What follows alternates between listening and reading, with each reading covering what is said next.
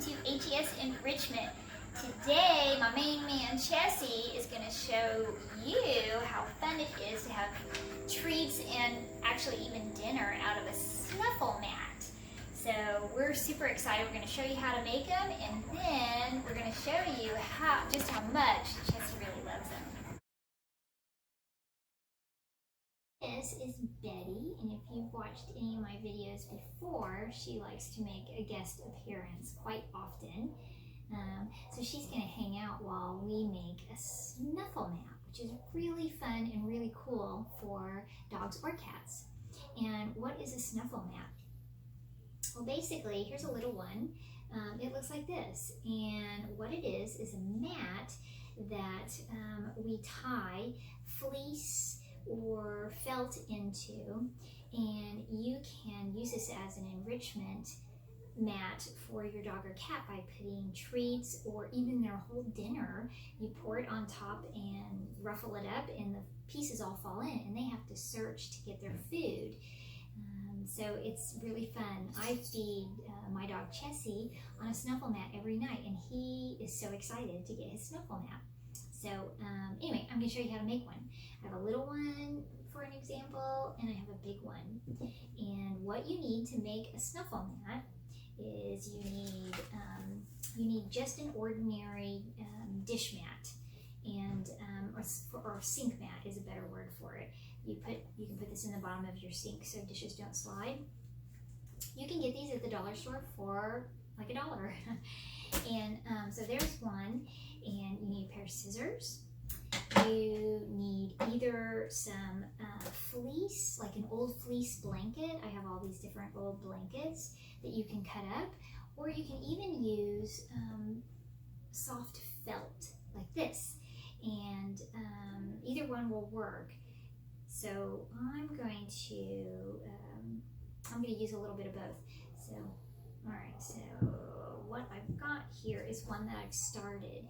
And basically what you do is you weave, or not even weave, you just tie strips of fleece or felt onto this dish mat. And it starts off kind of looking like this, and pretty soon it'll look like this. So super cool. All right, so the hardest part about this is cutting it. And if you're like me, I have a hard time cutting in a straight line, but I do the best I can, and it doesn't really matter because it's once you put it all together, you can't even tell. So you might have a fancy material cutter like they have in the material stores, and that would be amazing. But if you don't, you can just use a pair of scissors. So I've already cut some strips like this, and you can decide how long you want to make them. So like this little snuffle mat, they're pretty short, and this one over here they're a little longer. So all you do, like I said, is you cut the fleece, and since Betty is laying on my stack, I'm just going to use the strips that I've already cut. And these are just about, I don't know, maybe 10 inches long, and they can be a little shorter if you want. You can decide how long you want them to be. So, okay, so I've already started this one, and if you can look at it, basically what you're going to do is you're going to tie them on each side of the square. And you don't have to do them on every side. You might do 2 per square. It just depends on how thick you want it to be. And so basically how you do it is you take your piece of fleece, and I'm going to do it on this side, and you just put it through the hole like this, and then you just tie a knot. It's super easy. So we're going to tie a knot, and there you go. Okay, all right, so, and then you just do the next one.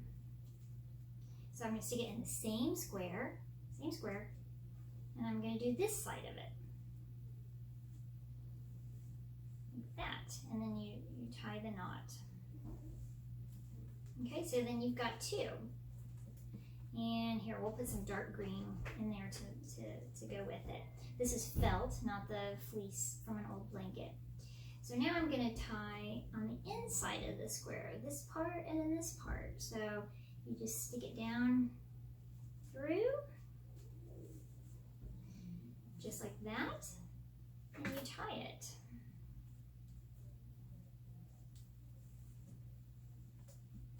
And tie once and then twice. You want to tie in a knot because you can put these in the dishwasher, or not the dishwasher, the washing machine to clean them. And if you don't tie that double knot, then it'll come out, the strips will come out, which is okay because that happens anyway.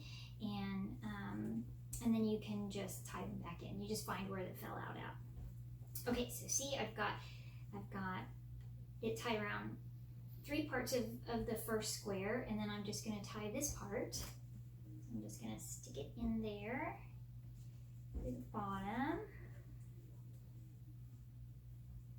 like that. This would be a great project for you to work on when it's cold outside, or if it's raining. And I'm telling you what, your dog or your kitty will love it. Okay, so this is the first square that I've done, and you can see how it's just tied around each part of the outside of the square. And you just keep doing that all the way around. Let's check it out and see what my dog Chessy thinks about his snuff.